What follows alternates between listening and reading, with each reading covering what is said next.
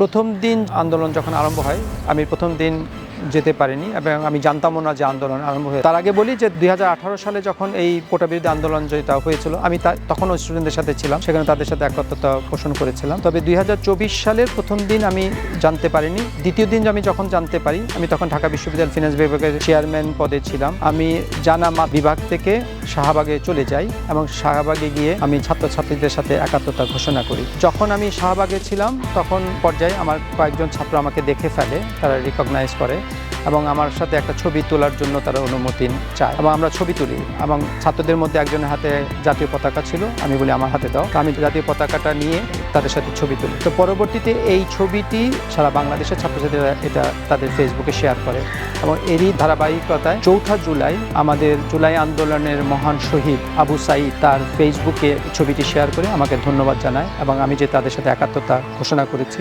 সেটার জন্য সে ধন্যবাদ জানিয়ে সে লিখে যে স্যার আপনি আমাদের হৃদয় জয় করেছেন। তো এটা ছিল আমার সম্পৃক্ততার আরম্ভ এবং পরবর্তীতে একেবারে শেষ দিন পর্যন্ত 5 আগস্ট পর্যন্ত আমি এই আন্দোলনের সাথে ছাত্রছাত্রীদের ছিলাম, রাস্তাতেই ছিলাম এবং তাদের সাথে সরাসরি অংশগ্রহণ করেছি। প্রাথমিকভাবে মূলত কারণ ছিল বৈষম্যবিরোধী আন্দোলনের যে বয়ানটা ছাত্রছাত্রীরা দিচ্ছিল এবং তাদের যে দাবি ছিল, আমি মনে করেছি যে সেই দাবিটা যৌক্তিক ছিল। কারণ হচ্ছে যে কোটার কারণে আমাদের সরকারি চাকুরির প্রায় 50 ভাগের বেশি লোকেই কোটা থেকে আসছিল। তো এই কোটার কারণে প্রতিযোগিতাটা কমে গিয়েছিল এবং কম যোগ্যরা বেশি যোগ্যদের চেয়ে চাকরি পেয়ে যাচ্ছিল এবং আমি মনে করি যে এটা রাষ্ট্রের জন্য একটা ইনএফিশিয়েন্ট একটা প্রসেস এবং সেই ইনএফিশিয়েন্ট প্রসেস থেকে বেরিয়ে আসাটা দরকার ছিল এবং সেই জায়গা থেকেই এবং নৈতিকতার দিক থেকে আমি ছাত্রদেরকে সমর্থন জানিয়েছি। তবে যখন এই আন্দোলনটি ধারাবাহিকভাবে এগুতে থাকে এবং সরকার যখন দমন নিপীড়ন চালায়, সেক্ষেত্রে আমি যে আরও সম্পৃক্ত হয়েছি এবং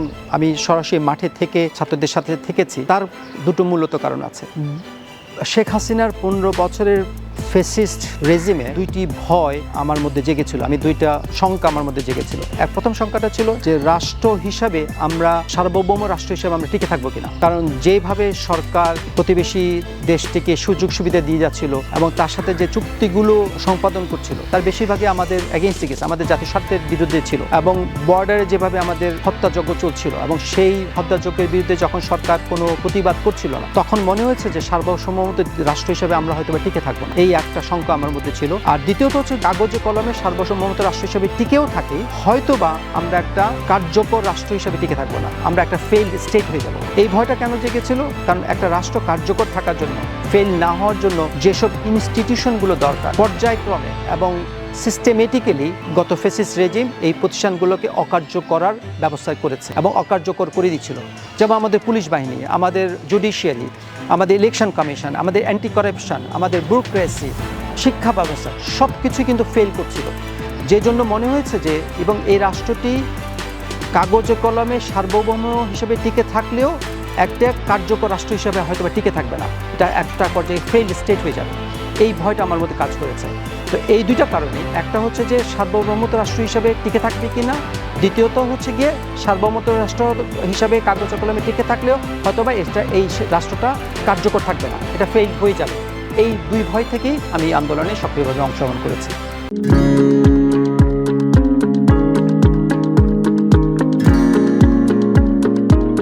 আমরা আসলে তখন শিক্ষকরা বিভিন্নভাবে অংশগ্রহণ করেছে। আমি যেমন কোনো প্ল্যাটফর্মের ছাত্রছায়ায় যোগ দিইনি, আমি ব্যক্তিগত উদ্যোগেই ছাত্রদের সাথে প্রথম থেকে ছিলাম। পরবর্তী শিক্ষক নেটওয়ার্ক যোগ হয়েছে, আমাদের আরও শিক্ষক সাদা দল, তাদের শিক্ষকরাও যোগ দিয়েছে এবং তাদের সাথেও আমি ছিলাম। সেটা শিক্ষক নেটওয়ার্ক প্রোগ্রামেও আমি অ্যাটেন্ড করেছি, সাদা দলের প্রোগ্রামগুলোতে আমি নিয়মিতভাবে অংশগ্রহণ করেছি। আমার একটা ঘটনা সামাজিক যোগাযোগ মাধ্যমে ভাইরাল হয়, সেটি হচ্ছে যে 30শে জুলাই তারিখে সম্ভবত আমার যতটুকু মনে পড়ে, সেদিন সাদা দলের একটি প্রোগ্রাম ছিল দোয়েল চত্বরে এবং ওই প্রোগ্রামটা শেষ হয়ে যাওয়ার পরে আমি ওখানে উপস্থিত হই। তখন আমাকে ছাত্রছাত্রীরা জানায় যে কয়েকজন ছাত্রছাত্রীকে পুলিশ অ্যারেস্ট করে নিয়ে গিয়েছে, তাদেরকে ছাড়ছেন না, কমিটমেন্ট দেওয়ার পরে ছাড়ছেন না।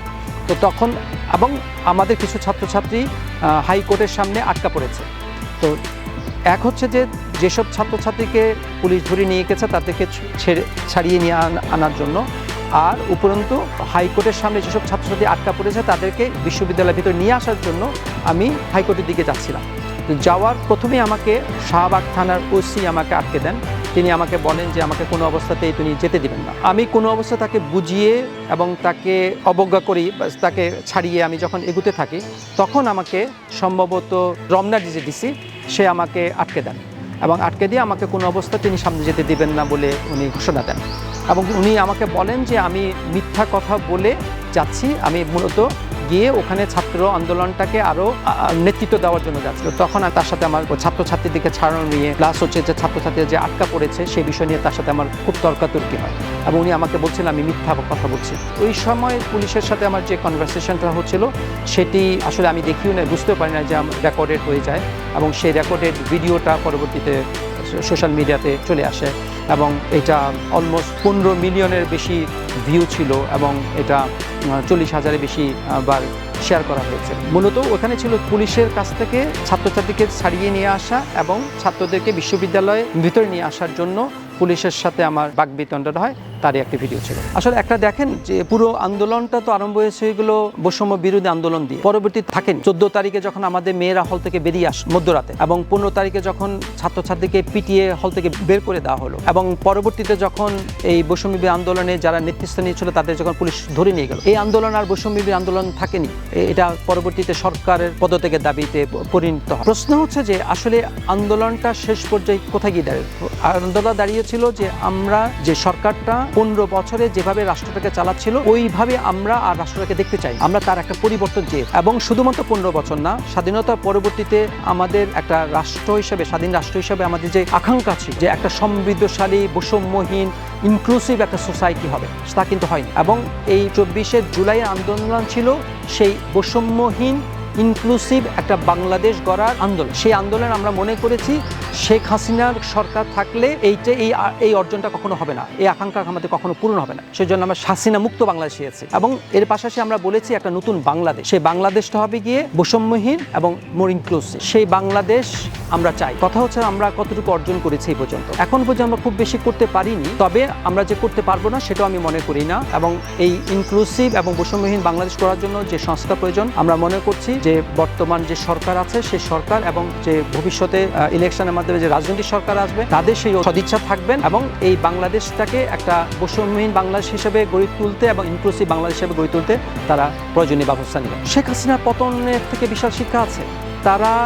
আমরা তো ভেবেছি হয়তো আমাদের জীবদ্দশায় শেখ হাসিনা মুক্ত বাংলাদেশ দেখবো না, শেখ হাসিনাকে নামানো যাবে না, এরকম একটা ধারণা তৈরি হয়ে গিয়ে, কিন্তু এই দেশের ছাত্র জনতা প্রমাণ করেছে যে শেখ হাসিনাকে নামানো সম্ভব, এরকম একটা ফেসিস্ট রেজিমকে নামানো সম্ভব এবং এর থেকে লেসন হচ্ছে যে ভবিষ্যতে যারা এরকম ফেসিস্ট হবে, যারা এই দেশের স্বার্থের বিরুদ্ধে কাজ করবে, তারা যেই হোক তাকে টেনে নামানো হবে এবং সে ক্ষমতা থাকতে পারবে না।